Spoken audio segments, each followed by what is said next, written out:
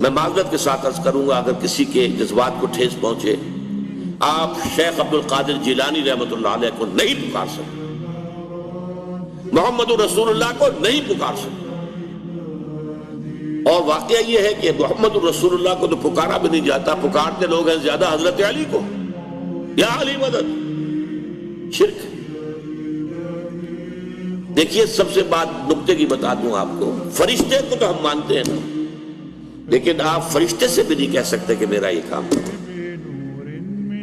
فرشتے کے وجود پہ تو کوئی شک نہیں ہے، یا جبرائیل میرا یہ کام کرو، قطعاً نہیں، غلط، شرک۔